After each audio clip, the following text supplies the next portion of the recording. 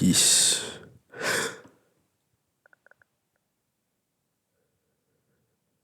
And welcome to World War Wrestling.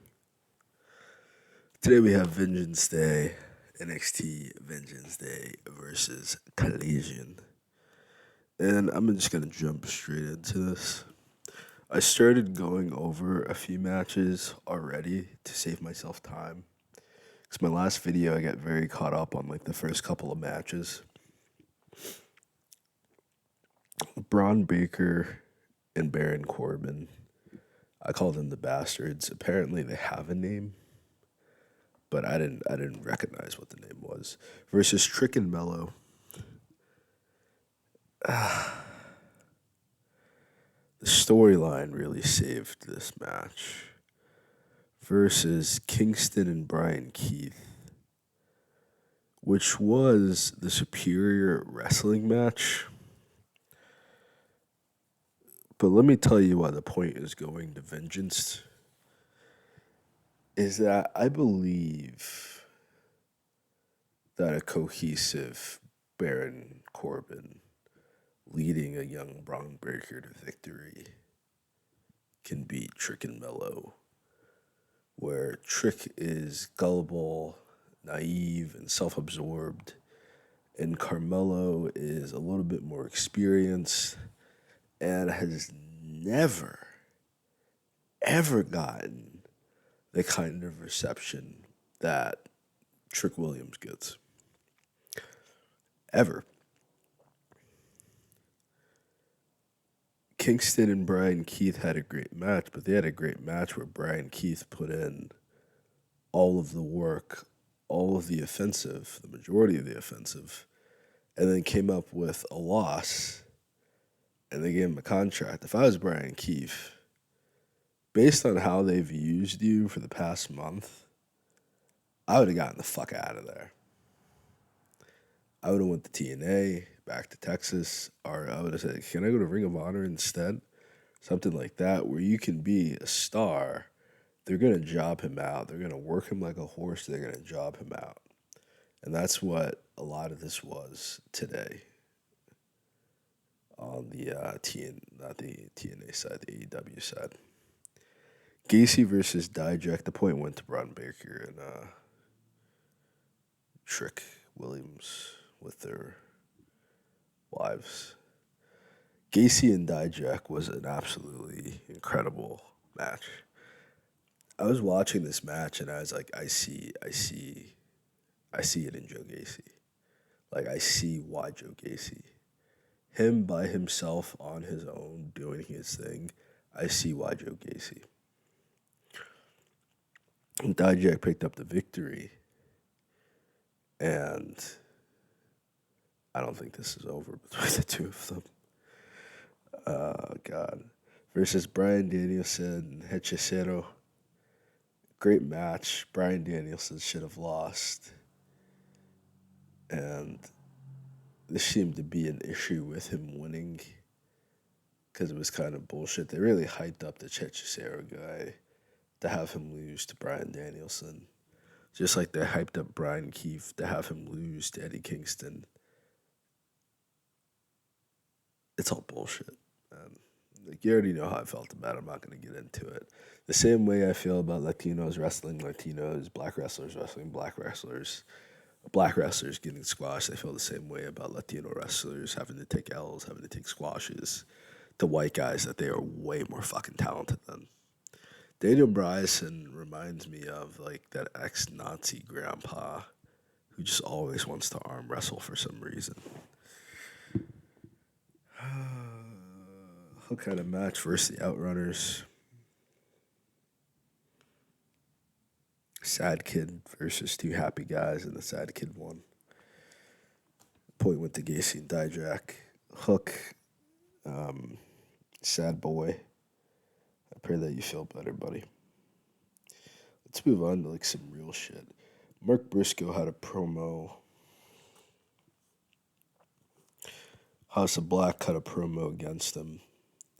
Mark Briscoe, only note I want to make about this is that he went from being them boys for 20 years And now Mark Briscoe really has to be the man right now and really has to put on as the man right now. So I thought that was cool. Red Velvet did some stuff. Apparently, she had a match against Vert Vixen, who was on NWA, if I'm correct, and Ring of Honor at one point in time, if I'm correct. I know I've definitely seen her before, but Red Velvet won. That's good. I don't know if Red Velvet considers herself black, though, so that's its own question. Now, what I actually wanted to cover Deeb and Aminata. Queen Aminata. No, just game changer. Game changer. Just liked everything about this match. Roxanne Perez versus Lyra Valkyria. That was already a really great match. It really was. Then you got Lola Vice's stupid ass coming down there in the middle of the fucking match. And not only does she lose her opportunity, she fucks over Roxanne Perez in the process, which was like the biggest rookie, impatient, short term mistake I could have ever really like seen before in my life.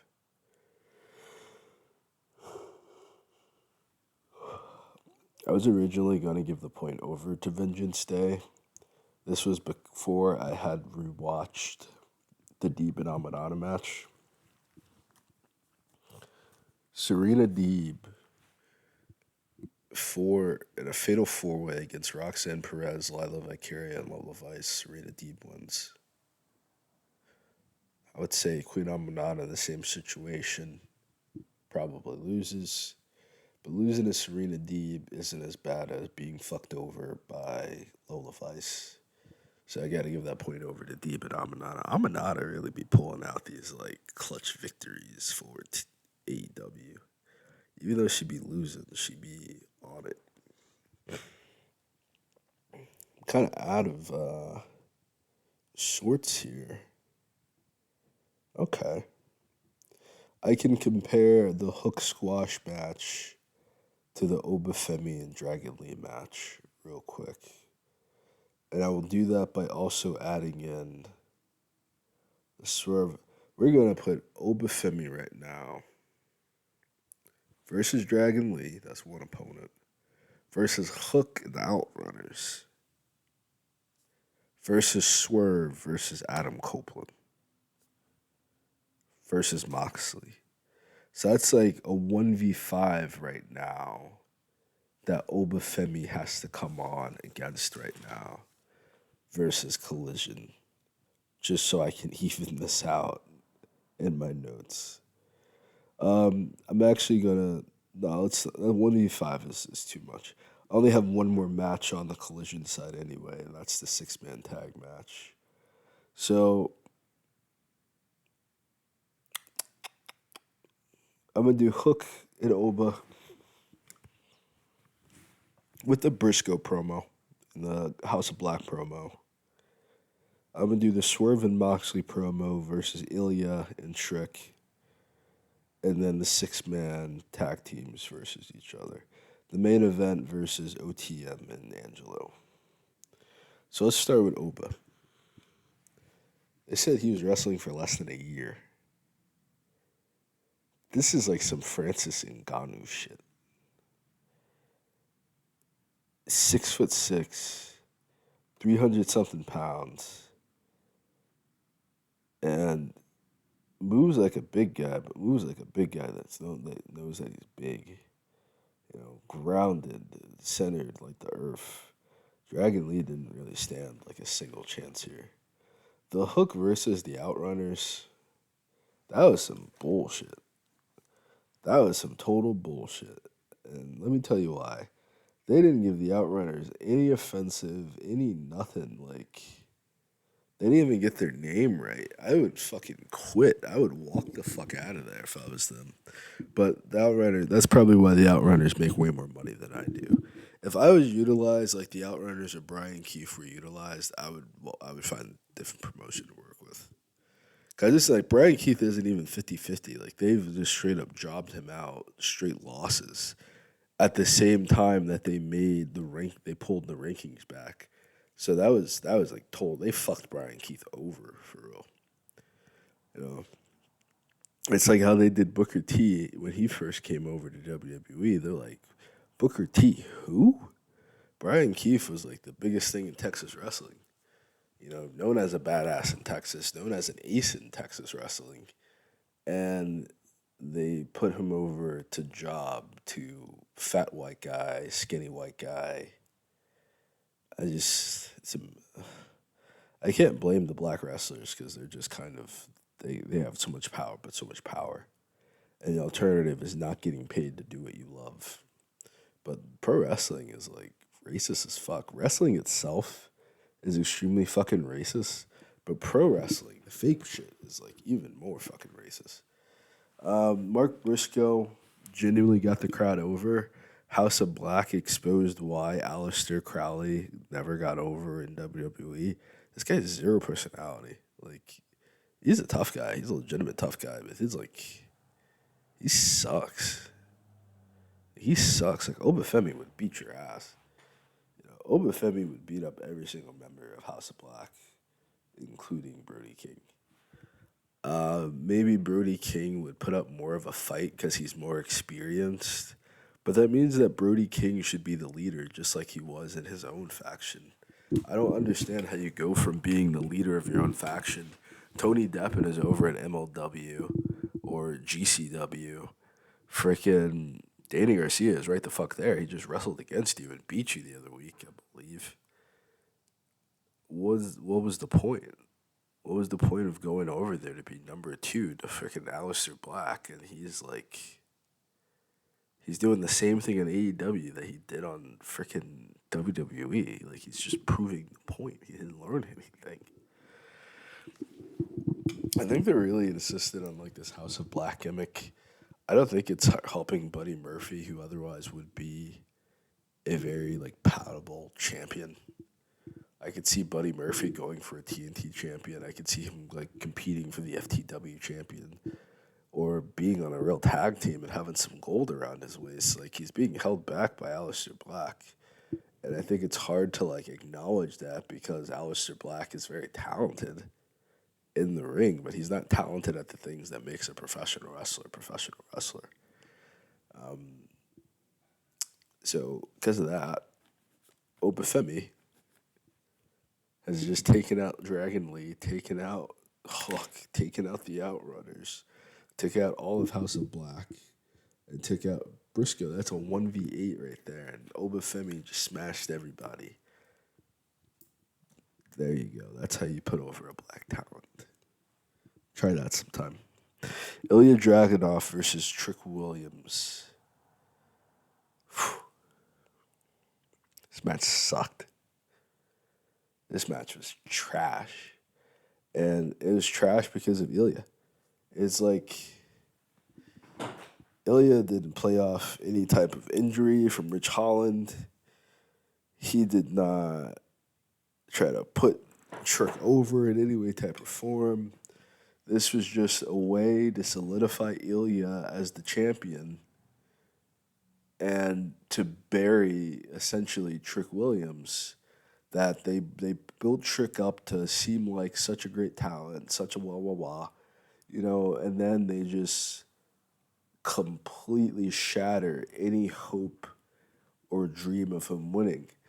There was literally only one part of the match, which is all you need if the guy's not really talented, but they put Trick over like he was the guy, but I think he was the guy because he was over with the crowd.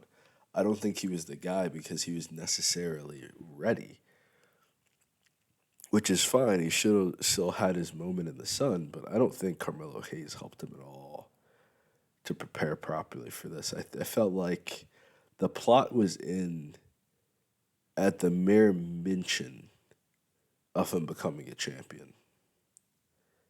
Because sometimes the jealousy doesn't come from the external possessions that you have, I've never heard Carmelo Hayes get the kind of fan response and reaction that Trick Williams has gotten. I don't really see anybody on the roster getting the kind of push, natural push, because the issue here that I've heard for like over a decade now, listening to wrestling content, wrestling media, is that WWE said they're going to give a push to LA Knight. WWE said they're going to give a push. No, the fans give you the push. The fans screaming for you, city to city to city, more than just in your hometown. And some people go to their hometown and barely even get cheers in their hometown. That's what gives you push. The guys who are selling tickets gives you push. The guys who are selling out seats by themselves is what gives them a push. You can't force someone to be a good salesman. You can't force someone to be a good worker. You can't push someone over to like just be likable when they're not fucking likable. It's not gonna happen, and it hasn't happened yet. The guys that get over because they are just gifted and they're just over. And that's Trick Williams. It's not Ilya Dragunov. It's not Carmelo Hayes. And it's just, I felt like Ilya was jealous. I felt like Carmelo Hayes was jealous. Because if Trick Williams beats Ilya Dragunov has been on NXT for years. Years to get to the position that he's in right now. Trick Williams has been it for a couple of years, but Ilya Dragunov has seen different colors of NXT. I think he even did NXT UK. Like, Ilya Dragunov is essentially the way that Ciampa, was NXT. Think of Keith Lee and Johnny Gargano, and how over Keith Lee was at that point in time in NXT. Trick Williams is that guy. He really is, and just naturally that guy. They really fucked Trick Williams over, but I also felt like Trick just was not ready. I could have took this match as just Ilya and Trick and Mello be in the back, and that would have been a lot better. Mello's hurt, Mello recovers, and Trick loses, and then they did this on Tuesday where everyone was watching. It's just sad to see it happen. On the other side, we have Swerve, who cut an in-ring promo, and Jon Moxley, who cut a backstage promo last week. So after Moxley got his ass kicked, he cut a promo backstage, which he was like, didn't really seem like a tough guy. He's talking about respect. Jon Moxley's talking about respect. Jon Moxley's talking about history. I don't even really care that. I don't really care that you beat my ass, but it's just you just weren't respectful. That was a thorough ass whooping that Jon Moxley took last week. That was a thorough ass whooping that Brandon Dallas. I can't even say his name. I have it written down in front of me, and like I'm trying so hard not to laugh that I can't say his name. How Cesaro gave Bryan Danielson a thorough ass whooping in the ring and a thorough ass whooping after the match. I never saw the BBC as like all that mighty, but some people fear the BBC. And what are you gonna say? Swerve seemed. Hangman Adam Page is in Swerve Strickland's head. He is in Swerve Strickland's head in the way in which you pop a pimple and it regrows, or like you pop the pimple and then there's a scab. So you just get rid of the pimple, you just get rid of the scab, but then after you pull off the scabs over again, and you really just need to leave it alone and let it go and just let it do what it do until eventually it boils over and it leaves by itself. Just get some hot water and like compress it, let it go. And he really tried to do that. He's really trying to do that. But it's like Hangman Adam Page is so fueled by his racist white supremacy. He can't accept that Swerve Strickland is better than him in every single way. And it's not a color thing. He's more athletic than Adam Hangman. He's stronger than Adam. He's faster than Adam. He's more athletic than Adam. He has more career. He's better than Adam Cole too. Adam Hangman Page in every single way, shape, or form that you can have a wrestler be. But Adam Page is like he can't let it go. He can't let it go. He's not getting the Eddie Kingston, Bryan Danielson, white supremacist Moshover. He's not getting the Hook 2v1 versus the Australians mock over. He's getting treated like a redneck. And he doesn't like it.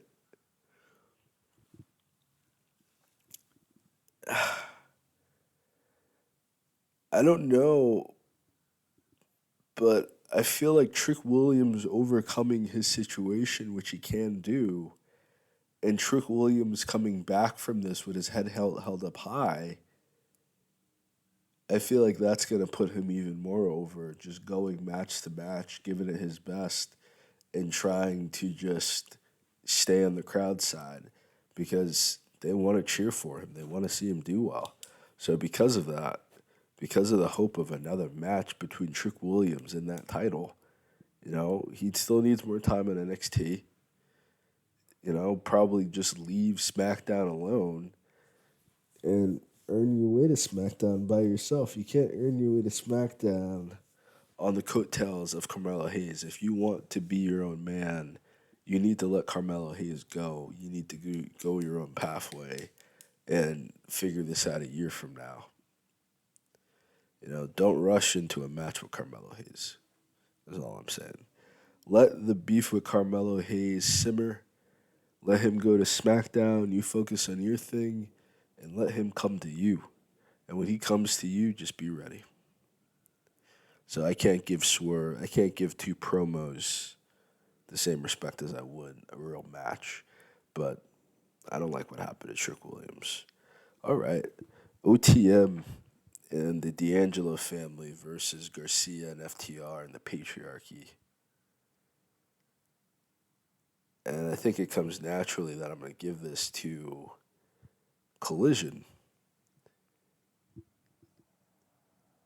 And that's simply because it's like OTM is getting in their offensive, but instead of taking the problem out, which is Reggie, they just added another character to the mix. And it looks like a bootleg hit row. I feel like OTM, the tag team itself, is solid. And I feel like the tag team itself needs to go its own way. Reggie is not a mentor. Reggie hasn't even found his own success wrestling yet. Some guy who's never been successful cannot mentor you towards success. All he can do is control you and give you up that Bucci cat and eat your Bucci cat to keep you distracted. This ain't TD Jakes. This ain't Death Row. This ain't Suge Knight. You do not have to be a jobber, but your mentor is a jobber. Your mentor is a loser. And no offense, all offense to Reggie. I don't know. I think I could beat shit. I think I could beat Reggie up. He might be able to flip around. I think I could beat Reggie up. So I really don't. I don't have like any real depth of respect for Reggie. I really don't. I feel like the entire thing, just Reggie being involved, makes it look bad. If they had a rivalry with Reggie and Reggie found the new guy, that would be cool.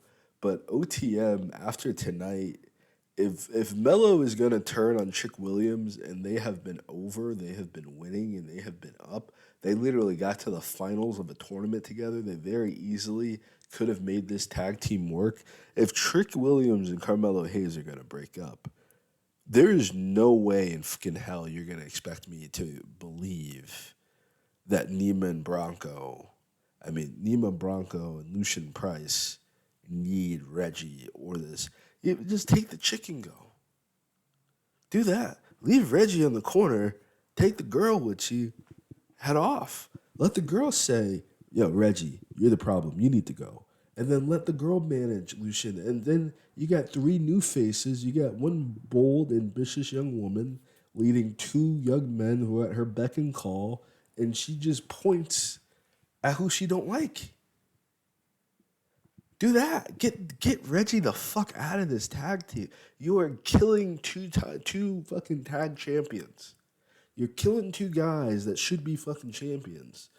That if Obafemi could come in 1 year and become a fucking champion, there's no way in fucking hell that this young tag team should be losing. The only reason they're losing is because they have a loser as their leader, and if you have a coward as your leader, you're gonna fear the same enemies that he fears. You got to get Reggie the fuck out of OTM. Let them rename themselves. Let them rebrand themselves. They have a great. I won't even insult the gimmick. The gimmick ain't that bad. Rest in peace to Shad Gaspar. But GTG still wrestles too. You could get GTG to come manage OTM. He might even wrestle for you. If you give him a few matches, if he can work like a part-time manager schedule, part-time fucking, he was just a champion over in fucking NWA. He's still in great shape. Get JTG to come back and manage OTM. You're killing this gimmick on purpose. And this is the racist white supremacy bullshit. And it's a part of pro wrestling. It's a part of wrestling. Wrestling is viewed as a white person sport. I said that in the very first episode of all this. But Obafemi is Nigerian, so you don't get the same treatment. This is really upsetting. The Garcia and FTR match versus Patriarchy was amazing storytelling. It was great in every way, shape, or form. And I just see so many guys who either do not have the capacity to think for themselves, they're getting paid enough money to not think for themselves, or they don't have an interest to think for themselves, who are just in really shitty positions that everyone can see as a shitty position, and they refuse to get out of it. And I can relate. I can feel you on that. You're probably getting paid. Luchasaurus is probably getting paid buku bucks right now to play the role that he's in. Probably way more money than he's ever made before in his life. And that's the issue with this a lot of times, is that you're getting paid so much compared to what you can be doing. You really just kind of have to do your job. You're an actor in somebody else's script. And even though you're like a glorified stuntman, you're still a kid. You're still just a toy in this kid's toy box. And there's only but so much freedom you're going to naturally have. And that's what a lot of these people are stuck in. 2 points for Collision, because I just found it fucking racist and offensive. I found Vengeance Day racist and offensive as well, but in a way in which at least one convincing black talent got over that night. 1, 2, 3, 4, 5. 5-2. Vengeance Day was also a promo, but I do not like how talent of color is treated in professional wrestling, because it feels like you can't just be. I feel like some really average white guys become champions. I feel like some really average white guys, look at LA Knight, become faces of a company. But it's the black talent has to work so arduously hard to get any of the same fucking recognition of respect, i.e. Shelton Benjamin, i.e. a Fred Rosser, i.e. a fucking Bobby Lashley or the Street Profits, unless they're willing to shuck it. And I'm glad, one thing I do respect Bobby Lashley for is that he stopped two grown men from shucking and jiving like college students to grow the fuck up and to snatch the Street Profits the fuck out of it, that you guys are damn near 40. The fuck are you doing? You got to do this differently, and I appreciate that. But as it is Black History Month, they don't seem to have any interest in actually putting over any black talent. The only thing that can possibly redeem AEW from being viewed as a racist company, because they had racist remarks from the very onset of this, and they just kind of tried to hush it away with the captain, Sean Dean, who they still use as a fucking jobber. So it's just because the heat was no longer on them, they win. That's the only way I could see, and I'm gonna do it in this order. The Young Bucks, fucking Orange Cassidy, Hook, and fucking Adam Cole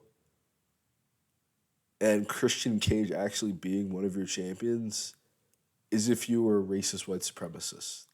That's the only possible way I could see those five specific gimmicks getting over the talent that they're competing against. The BCC, like, just being like basically neo Nazis.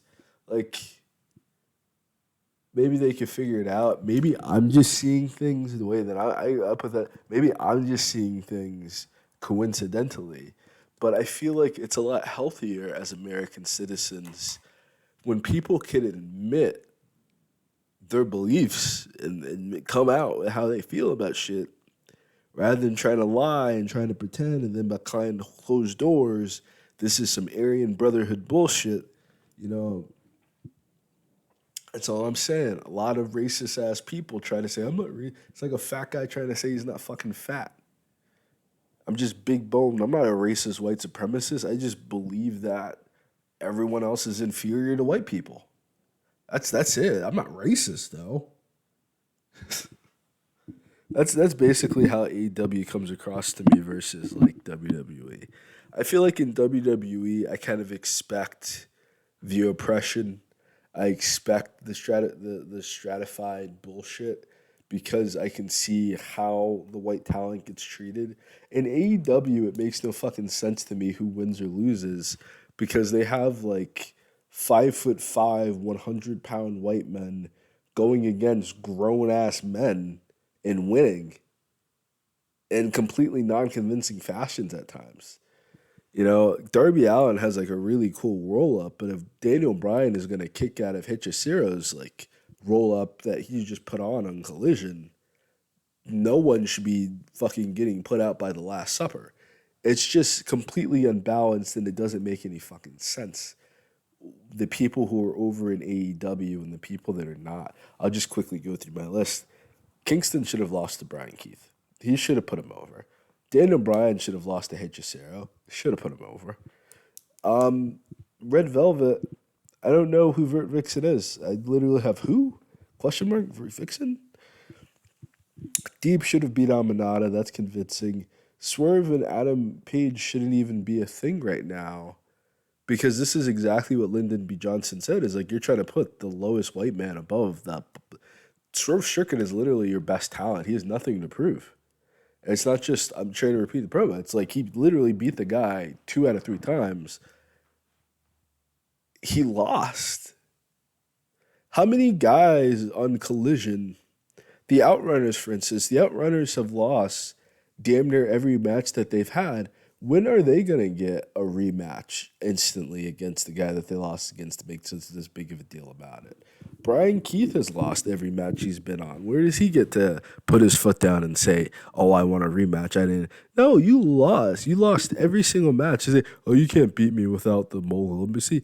Dude, you got hung by a metal chain, and the only person there was Nana. Like, stop trying. Like, I just it's so weird that when a black guy is losing, it's supposed to be because like the other guy was just better. But like when dudes like Adam Page lose, like I'm gonna give you some notes as to why I think this shit is fucking racist. This is from the John Moxley promo. I took notes. It sounded like some neo-Nazi shit. I'm telling you. Easy, lazy American wrestling. That was the first one. That's how he views Americans. So that's how he views all Americans, so white, black, or otherwise. So you just hierarchical list at that point. They are the elite of the elite. That was some weird shit to me. And you come to our home and you try to take us out, you better pray we don't come to your home. This just seemed like American foreign policy in a promo. It was just uncomfortable for me. Vengeance Day beats out over Collision. It's not that Collision wasn't a good show. You know, the Brian Keefe and Kingston match was great. The Daniel Bryan and H.J. Sarah match was great. But the people that won really pissed me off because I do not feel like if this was a real fight, they would not have been winning that at all. They would have lost a long time. If there was not a scripted list of spots that they're paid to get done, Kingston was dead already. You know, it's like after that freaking power bomb, you would have just left him in the alleyway and walked away. You know, you're forced to try to do all this extra. Look, I got the score down. We done. We out. This was World War Wrestling.